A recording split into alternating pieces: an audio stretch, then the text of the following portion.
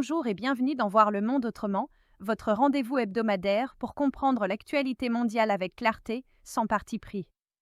Chaque semaine, nous faisons le point sur les faits marquants aux États-Unis, en Amérique latine, en Europe, en Afrique, en Asie et au Proche-Orient, pour vous offrir une vision globale, équilibrée et indépendante de l'information. Australie, ce dimanche 14 décembre 2025, une attaque par arme à feu a frappé un rassemblement célébrant Hanouka sur la plage de Bondi, à Sydney. Les autorités australiennes qualifient les faits de fusillade terroriste antisémite visant un événement public de la communauté juive. L'attaque intervient dans un contexte de hausse des incidents antisémites en Australie. Le bilan fait état d'au moins 11 morts, certains médias évoquant 12 décès incluant un assaillant, et d'au moins 29 blessés, dont 2 policiers. 2 tireurs sont impliqués, l'un a été tué, l'autre arrêté dans un état critique, tandis que la police enquête sur un possible 3e suspect et a neutralisé des engins explosifs trouvés dans un véhicule lié à l'attaque. Une situation suivie de près par les autorités australiennes et la communauté internationale. Alors Chloé, que s'est-il passé cette semaine aux États-Unis d'Amérique? Le mardi 9 décembre 2025, à Washington, le Sénat doit voter sur 2 textes concurrents liés à l'expiration des subventions renforcées de l'Affordable Care Act, pouvant affecter jusqu'à 24 millions d'assurés. Ce même jour, à Washington, les sénateurs Bill Cassidy et Mike Crapo présentent un projet autorisant jusqu'à 1 500 $ sur des comptes d'épargne santé, avec des restrictions d'utilisation précisées par le texte. Le mardi 9 décembre 2025, à Washington, le département du Trésor annonce des sanctions contre 4 individus et 4 entités liées au recrutement d'anciens militaires colombiens pour les forces de soutien rapide au Soudan. Ce même jour, à Washington et Los Angeles, le ministère de la Justice annonce de nouvelles charges contre Victoria Eduardovna Dubranova, extradée plus tôt, dans une affaire liée au groupe No Name 057-16. Enfin, le mercredi 10 décembre 2025, à Washington, la Cour suprême tient une audience dans l'affaire Ham contre Smith, le gouvernement fédéral intervenant comme amicus en soutien à l'État de l'Alabama. Le mercredi 10 décembre 2025, à Washington, dans le dossier Smith, des documents judiciaires mentionnent des scores de QI compris entre 72 et 78, avec une estimation possible à 69 selon la marge d'erreur. Le vendredi 12 décembre 2025, à Washington, la Chambre des représentants adopte par 213 voix contre 184 un texte accélérant les permis fédéraux pour les gazoducs inter-États sous l'autorité de la FERC. Enfin, le vendredi 12 décembre 2025, à Chicago, une cour d'appel fédérale du 7e circuit bloque la libération immédiate de plus de 600 immigrés arrêtés lors d'une opération ayant conduit à plus de 4000 interpellations. Concernant l'Amérique latine, Le mardi 9 décembre 2025, à Mexico, les autorités publient des données montrant une inflation annuelle de 3,80% en novembre, avec une inflation de base mensuelle de 0,19%. Ce même jour, l'inflation de base ressort à 4,43% sur un an, tandis que le taux directeur de la Banque centrale est maintenu à 7,25%, dans un contexte de suivi attentif des prix. Le jeudi 11 décembre 2025, à Buenos Aires, le président argentin Javier Milei soumet au Congrès un projet de réforme du travail, tandis que des syndicats annoncent une marche et qu'une organisation patronale soutient le texte. Le vendredi 12 décembre 2025, à Petit-Goâve, en Haïti, des habitants cherchent encore de la nourriture et vivent dans des abris de fortune, près de 2 mois après le passage de l'ouragan Mélissa. Enfin, le dimanche 14 décembre 2025, au Chili, la présidentielle se poursuit avec un second tour opposant Janet Jara à José Antonio Cast. qu'est-ce qui s'est passé cette semaine, Agatha? Le mardi 9 décembre 2025, à Bruxelles, la Commission européenne ouvre une enquête antitrust formelle visant Google sur l'utilisation de contenus pour le développement de systèmes d'intelligence artificielle. Le mercredi 10 décembre 2025, à Bruxelles,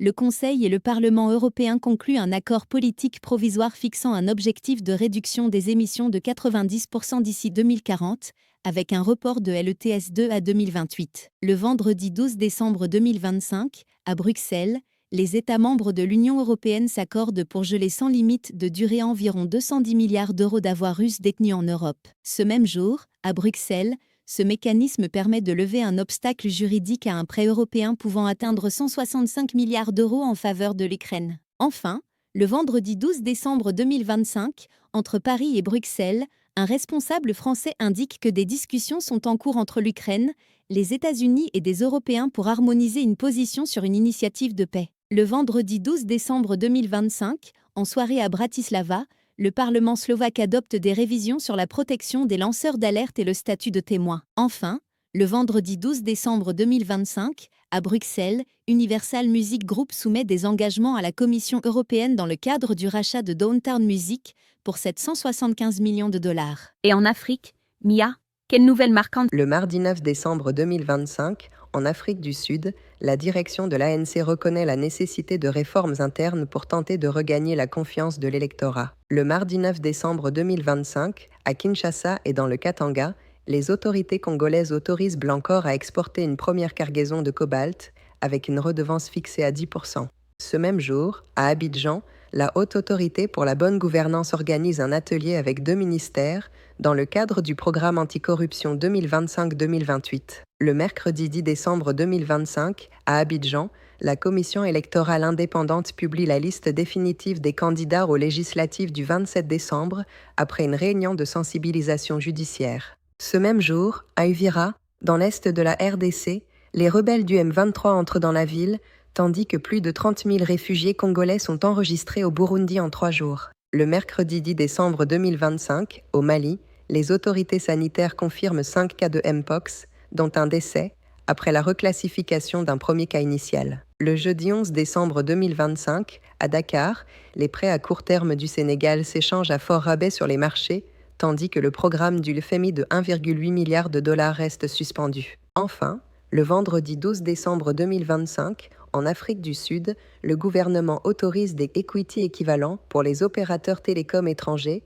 en remplacement de l'obligation de 30% d'equity locale. Enfin, le vendredi 12 décembre 2025, à Bissau, des centaines de manifestants protestent contre le coup d'État du 26 novembre, pendant qu'à l'ONU, Washington accuse Kigali de soutenir le M23, accusation rejetée par le Rwanda. Et maintenant, tournons-nous vers l'Asie avec Méline. Le mercredi 10 décembre 2025, à Tokyo et Washington, les États-Unis critiquent la Chine après que le Japon affirme qu'un de ses appareils a été visé par un radar chinois. Le même jour, en mer de Chine orientale, le Japon annonce un renforcement de ses patrouilles aériennes, tandis que Pékin affirme que ses opérations étaient normales. Le vendredi 12 décembre 2025, à la frontière entre la Thaïlande et le Cambodge, les combats se poursuivent, avec au moins 20 morts et plus de 260 blessés, selon les autorités. Le même jour, en Inde, l'inflation remonte en novembre, la roupie atteint 90,55 pour un dollar et les sorties d'actions étrangères sont estimées à 18 milliards de dollars en 2025. Enfin, le 12 décembre 2025, près de Scarborough Shoal, l'armée chinoise affirme avoir repoussé un avion philippin, sans réaction immédiate de Manille. Qu'en est-il du Proche-Orient, Karim? Le samedi 13 décembre 2025, à Téhéran, les autorités iraniennes relèvent les prix du carburant pour les gros consommateurs afin de réduire la consommation et la contrebande. Le dimanche 14 décembre 2025, à Téhéran, le porte-parole Esmaïl Bagaei annonce qu'Abbas Araki doit se rendre en Russie et au Bélarus dans les 2 à 3 jours. Le même jour, à Jérusalem, la Cour suprême israélienne invalide la démarche du gouvernement visant la procureure générale Gali Baharav Miara et annule le vote de défiance du cabinet. Le même jour, à Gaza City, Khalil Alaya déclare que la mort de Raed Saed dans une frappe israélienne menace la viabilité du cessez-le-feu, 3 de ses associés ayant également été tués. Enfin, le 14 décembre 2025, dans la bande de Gaza, la défense civile mène des opérations de secours après l'effondrement de bâtiments endommagés, dans un contexte de forte pluie et de vent. Merci de nous avoir suivis. Retrouvez-nous chaque semaine pour un nouveau point sur l'actualité mondiale. À très bientôt.